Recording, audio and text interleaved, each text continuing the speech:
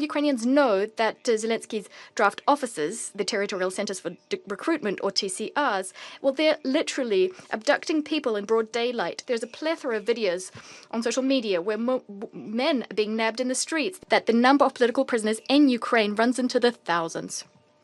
Constitutional norms and laws are not being implemented. Thus, as we speak, his accomplices are destroying documents, exposing corruption in the highest echelons of power, including the Kyiv usurper and his team, who've spent billions of dollars in budget funds and Western aid. As for our Western colleagues, they're averting their eyes in shame when we point out that these are the kinds of authorities they've given rise to in Ukraine. Can you imagine what it's like for ordinary Ukrainians to listen to such vile lies?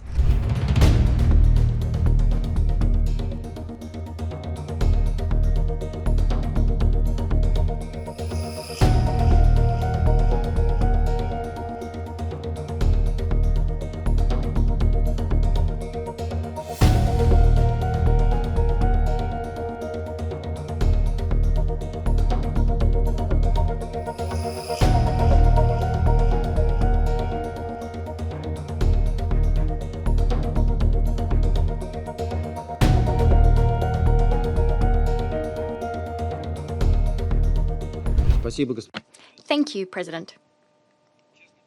To be frank, when we heard about this meeting on Ukraine being requested by our Western colleagues, there was a fleeting thought in our minds. We thought that the reason for this was the fact that at the start of July, we received a poignant letter from a group of Ukrainian political prisoners addressed to the Security Council President. Let me remind you that it was signed by well-known politicians, human rights defenders, civil servants, and MPs who are today prisoners of the Zelensky regime. For instance, Elena Berezhnaya, Vyacheslav Boguslayev, Vitaly Godina, Artem Dmitruk, Alexander Dubinsky, Oleg Kulinich, Miroslav Oleshko, Alexander Oleynikov, Yuri Rabucha. You all had an opportunity to read that letter and to see for yourself that the number of political prisoners in Ukraine runs into the thousands. Constitutional norms and laws are not being implemented. People are being put behind bars for, and here I quote, calling for peace and the holding of elections, for opposing the war between Slav peoples, for their political and religious convictions, for criticizing the forced mobilization, and for their active civil stance, end of quote. Ukrainian political prisoners are calling on the Security Council to achieve a repeal, and here I quote again, of all illegal sanctions imposed since the start of the war on Ukrainian citizens, for instance, unconstitutional and repressive means of political persecution, end of quote. So it's not just a letter, it's a cri de coeur. Now, back then, we didn't draw the Council's attention to this document to avoid giving our foes a pretext to try and portray all of this as Russian propaganda, as they always do in such cases. Think no further than the fact that in January 2024, Gonzalo Lira, an American citizen, was tormented to death in a security service of Ukraine cell, whose HR revelations were written off as Russian propaganda by the Kyiv regime. Starting in 2014, any criticism of the Ukrainian government, according to what they say is Russian propaganda. This unsophisticated logic persists to this day.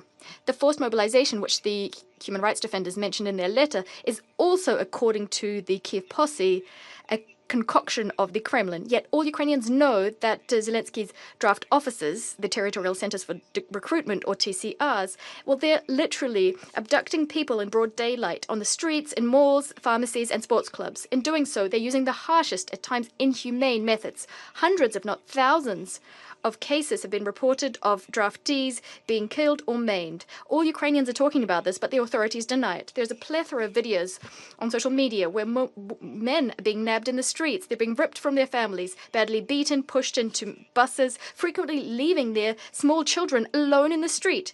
And Ukrainian civil servants are calling this, cynically calling this, scenes staged by the Moscow film studio. If we believe the Ukrainian authorities, Ukrainians are queuing up to go to the front. Can you imagine what it's like for ordinary Ukrainians to listen to such vile lies?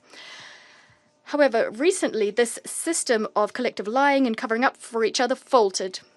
Staff at one such draft center in Transcarpathia, during one of their raids, seriously injured a 45-year-old man, Józef Shebentiev, an ethnic Hungarian who's a citizen of both Ukraine and Hungary. As a result, he ended up in hospital and died after a few weeks. And this despite the fact that Mr. Shebestien was drafted but then deemed unfit for duty for health reasons. There are hundreds of such cases in Ukraine. They are the norm for the so-called Zelensky concentration camp. That's what Ukrainians are calling their own country. Yet, for our Western colleagues, this topic is taboo. This legal free-for-all is something all European and US human rights defenders aren't talking about. They've been ordered to never speak ill of Ukraine. And this poor soul, Mr. Shebestien, no one would have found out about his fate. But, unfortunately for Zelensky and his sponsors, he turned out to be a Hungarian. Thus, the Ministry of Foreign Affairs of Hungary protested decisively against the killing of their citizen and demanded official explanations. In response, the Ukrainians said that supposedly the draftee had attempted to flee and then died in hospital of natural causes. Of course, the Ukrainian side, just like in many other cases, despite the obvious facts, refused to bear any responsibility for the man's demise. These lies, of course, did not satisfy Budapest, and the scandal rages on. President. It's a good thing we have Hungary, which takes a principled stance. Hungary does not want to, in contrast to the overwhelming majority of other EU countries, does not want to turn a blind eye to the dictatorship in Ukraine, but who will defend the other unfortunate souls who have been forcibly mobilized. Those who the regime, steeped in lies, led by the Kyiv princeling, those who are being thrown into the meat grinder to further Western geopolitical interests. For instance, there's an elderly woman from the city of Myrev in Kharkiv region. Recently, she tried to stop the draft office from taking away her son. She clung on for her life to the minibus full of conscripts, preventing it from leaving. But draft officers pushed her harshly, and as a result, she was unconscious, lying in the middle of the road. Images of this abuse caused outrage across Ukraine. Try to guess what Zelensky's accomplices said in response. You're right, this was all characterized as Russian propaganda. Ukrainians are now used to the fact that getting justice and punishment for all those violating all legal norms, including the Constitution, is impossible. In those rare cases where criminal cases are initiated against draft office staff because they're abusing authority, the State Bureau of Investigations, which conducts pre-trial investigations, in that case, that investigations office does not find any crimes. They say no crime has been committed. What are ordinary people left to do, those who don't want to go and fight? Increasingly, we're seeing them blocking roads, blocking settlements, and not letting draft officers, who they deem cannibals, to enter their towns and cities. Ukrainians absolutely hate staff of these draft officers who are known as politsai in common parlance, the term used for fascist punishers during the occupation of Ukraine. Hate and despair of Ukrainians has reached such a point that they're publishing and sending to the Russians the military coordinates of draft officers and celebrating when we strike them. This is what the former comedian, a self-styled dictator of all Ukraine, has achieved. President, when preparing for today's meeting, we were expecting that Western cheerleaders of Ukraine will at last say that the persecution of canonical Orthodox Christians in Ukraine has reached such a high point.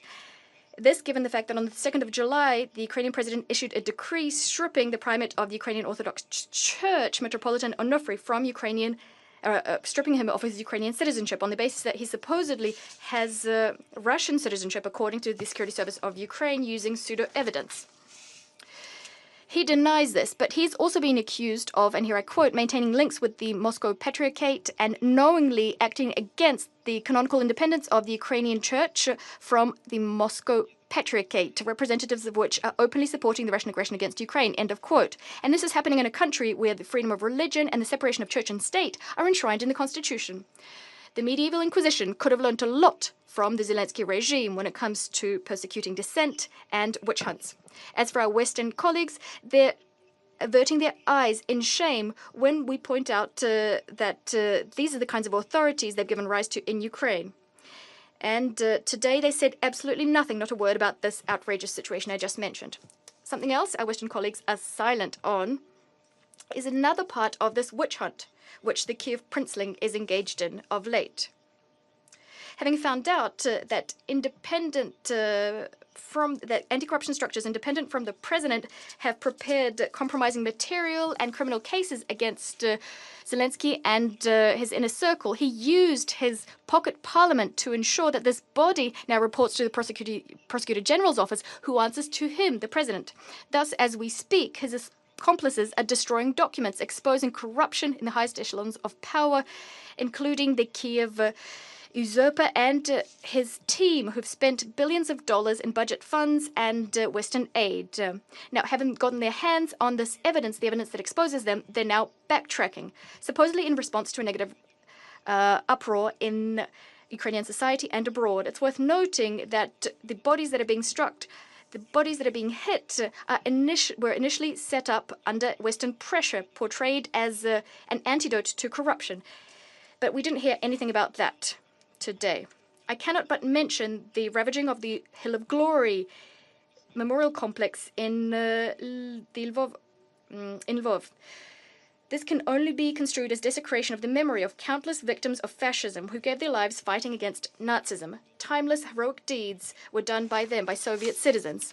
To further their short-term interests, the Ukrainian authorities have obscenely exhumed the remains of 355 Soviet warriors, including heroes of the Soviet Union, who fought for the liberation of Lvov from German fascists. Not one of the civilized Western representatives nor the UN Secretariat mustered up the courage to condemn these shameful atrocities committed by Ukrainian neo-atrocities.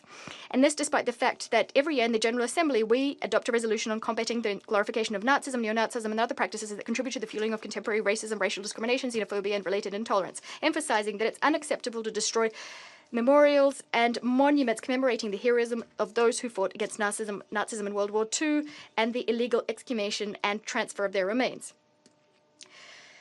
So why did we convene today's meeting if not to discuss these topics I just mentioned? Well, it was convened to artificially maintain the Ukrainian file afloat at the Security Council, especially against the backdrop of the ongoing slaughter and humanitarian catastrophe in Gaza, on which our Western colleagues are much less eloquent.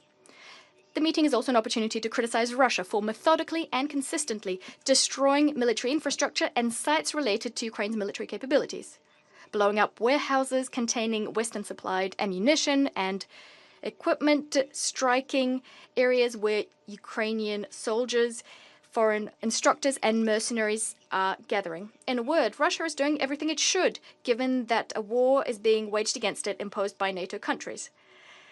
Does this ritualistic, propaganda-laden paradigm deserve a Security Council being convened? Don't waste your time. Don't waste ours. We destroyed, are destroying, and will continue to destroy the military infrastructure of the Kyiv regime as part of our demilitarization of Ukraine, which is one of the objectives of our special military operation. We do not strike civilian objects.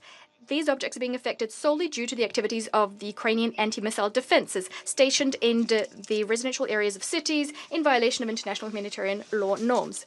Ordinary Ukrainians know this full well. They're afraid not of Russian strikes, but of the actions of their own soldiers. They also know that we're not fighting them, we're fighting against the Kyiv regime, which has sacrificed its country, together with all Ukrainians, in the name of the West's anti-Russia project. The more you deliver military supplies to Kyiv, the more we will strike. It's not our choice. We've been consistently proposing the resolution of the Ukrainian crisis through diplomacy for a long time now. But you won't agree to that. For now, you're ready to continue fighting Russia using Ukraine's hands, and the fact that there are fewer Ukrainians around does not concern you. That's why you're stubbornly trying not to notice the fact that the regime in Kyiv, which is completely corrupt, it's trying to save the skins of Zelensky and his posse, putting the future of Ukraine in question. We will discuss this in detail at a separate meeting we've requested for the 31st of July. At that meeting, we suggest focusing on actions which undermine the search for a diplomatic solution to the Ukrainian conflict, including attempts to thwart direct Russo-Ukrainian talks in Istanbul. I thank you.